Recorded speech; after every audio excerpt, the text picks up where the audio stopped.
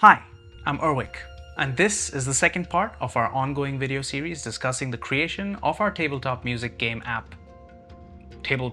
music app, HitPlay. We are covering various aspects of HitPlay from its conception to its design to the music and sounds in it. In the last video, I gave you a sneak peek of HitPlay. In this video, we're going to talk about the music of HitPlay. By the way, you will find the playlist containing all these videos in the description down below. Part 1. What makes HitPlay music so special? In order to understand that, we first need to understand what makes video game music different from film and TV music. When you watch a film or TV show, you are experiencing a story with a linear progression of events.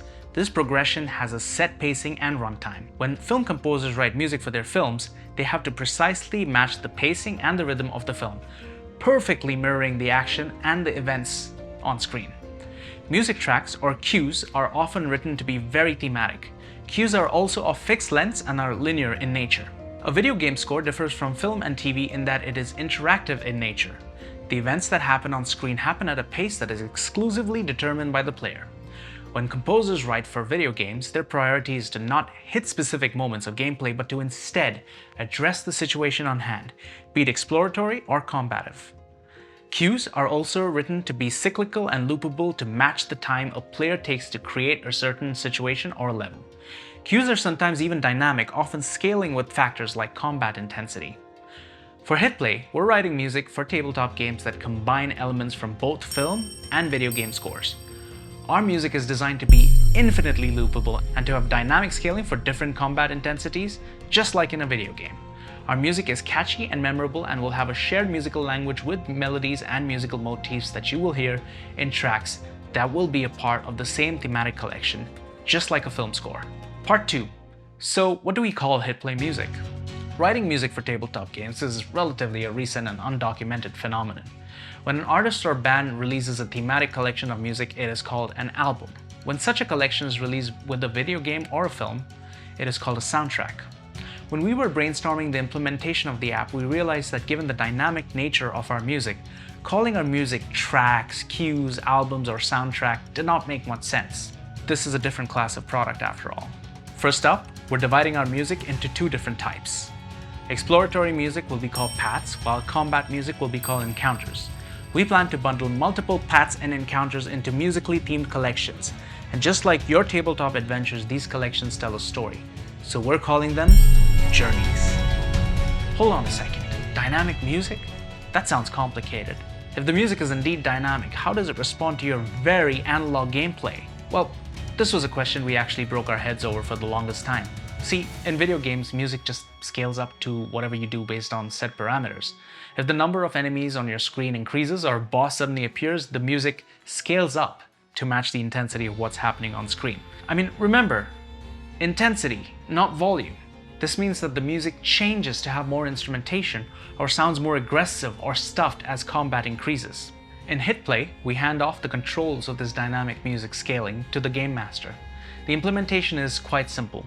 Encounters will have 3 layers of intensities: easy, hard, and epic. When you want to play specific encounter music, pick a corresponding track from your playlist that best represents the battle on hand. Select your combat intensity out of 3 options and hit play. See what I did there? If combat gets more or less intense, you can tap one of the other intensity buttons on your screen and the music will increase or decrease in intensity dynamically, almost as if the orchestra is performing to your direction.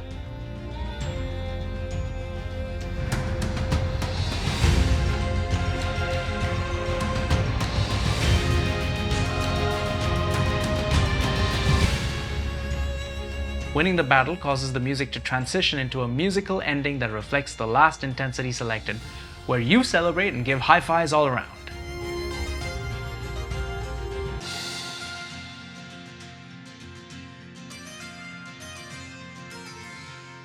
Losing the battle fades the music to silence so that you can reflect on your failures. Paths, on the other hand, will have 2 layers, one for day or most situations and another for night, for quieter situations, with a gentle fade to differentiate the two.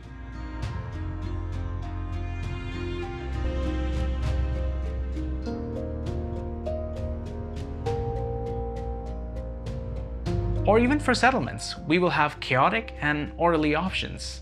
Tavern music will contain elements of both paths and encounters in ways that we are still honestly exploring. If you have ideas, let us know down in the comments below. So as far as we know, each journey will consist of 7 paths and 3 encounters. At launch, we're planning to have 3 journeys ready: fantasy, horror, and sci-fi, as we've determined that these will cover most tabletop games. As our user base grows, we will use their input to create more journeys to address more niches. We're planning to have Wild West, dystopian, cyberpunk, steampunk, war, and noir journeys in the future, maybe even more. By lifting individual paths and encounters from different journeys, users will be able to create custom journeys for their custom adventures. In the next video, we'll talk about design and all the choices that are going into making HitPlay a gorgeous and beautifully designed app. We'll also give you an exclusive sneak peek of the actual app. If you're interested in following our journey, make sure that you get subscribed, and to get notified, hit the bell on the side to keep your attention on Tickle Engine. And I'll see you next week. I love you. Goodbye.